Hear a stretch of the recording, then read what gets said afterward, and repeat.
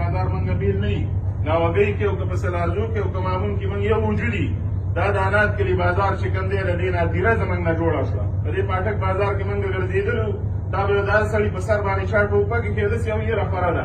دا یې طرحه چې کوم دی قرآن پاک کې خدای پاک وایي ولنبلونکم بشیء من الخوف والجوع یې په وطن کې عذاب دی عذاب عزیزان ابراهیم علیه السلام د خدای کور جوړ کو و سوال یې د خدای نه وکړ چې ستا کور به مه رابادېږي چې په دې وطن کې امن راشي شوکې او ډاکې وي په لاره کې چې بدامني ختمه شو د خدای کور هم خدای آباد کړو زموږ دغه د امن لمن ده کوم شرونه فسادونه جوړ دي هر طرف ته موږ د امن غږ کوو او د دې قام خبره کوو تاسو ولس ته راویل غواړو ستاسو ملګري تاسو د دې خاورې مالکان وئ دا ولس دې څوک کمزوری نه ګڼي دا خاور هم ستاسو ده دا بازارونه هم ستاسو دي موږ نه د پوځي اپریشنونو نور ملګري او نه موږ د بمي چاودنو او د وژنو ملګري ژوند غواړو په دې خاوره امن غواړو کاروبار غواړو مدرسې آبادېدل غواړو د پاټک مرکز 10 کاله زموږ بند و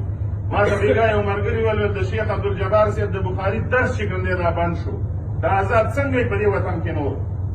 دا مدرسې دا جوماتونه که زموږ نه شړ کوم وطن ته به بېځو نور وطنونه نشته په دې خاوره باندې خو په دې خپل وطن کې د امن او د خیر سوال کوو عزیزانو دعاګانې به هم کوو د تهجد لمونځونه هم کوئ زنانو ته هم وینا کوئ چې په دې وطن کې خدای خیر او امن راولي خو د دې سره سره ګورئ لږ به موږ له خوځېدلي لږ به بیدارېدلي ټول قام څوک نشي وژلی دا واورئ ډېرې مړه کړو د چا خوا راباندې نه یخېږي نور هم زموږ وینې تویېږي کاروبار جوړ دی د پښتنو د دې وینو نه مسلمانان یې وایي ستاسو نه کلک مسلمانان نه یي د پښتنو داسې کلی نه یي چې مدرسه او جومات پکې نه یي جوماتونه زموږ نه ډکي د خیر کارونه موږ او تاسو کوو په دې خاوره باندې نو د مسلمان وینه تویول دا لوی جرم دی دا لوی زیاتې دی د امن دپاره چې کوشش کوو لږ لږ به راوتلي نو دغه یو ورځ ده دغه یو خواست کوو چې کلو بانډو ته هم دا غږ ورسوئ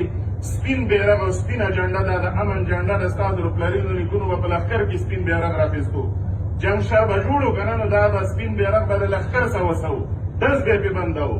امن به پې راتلو خوف به ختمېدلو نو دغه سپین بیرغ هم د دې لپاره راخیستی چې موږ یو وي په دې خاوره که په هر نظر فکر باندې څوک دي خو د امن دپاره موږ یو وي نو دغه 14 تاریخ دی بازارونه به هسې بند دي خو کورونو کې مه کښېنئ وزیرستان چې څنګه راووتو منځونه هم په سړکونو باندې وکړلو دا یې ثابته کړل چې وزیرستان د بدامنۍ ملګری نه دی باجوړ د بدامنۍ ملګری نه دی مامون د بدامنۍ ملګری نه دی انات کلی د بدامنۍ ملګری نه دی موږ دا خپل وطن آبادېدل غواړو دا د خیر سوال دی د قرآن د نظر هم د امن غږ فرض دی د اسلام د نظر هم فرض دی د قانون د نظر هم زموږ حق دی او په روایات او پښتنواله کې زموږ په دې وطن کې د دښمن هم بې رواجه چانه وژلو د دغه د امن سوال نه راغلي چې دا غږ هر ځای ته ورسوئ او چې څومره هم وس کېږي په دغه ورځ باندې راوځئ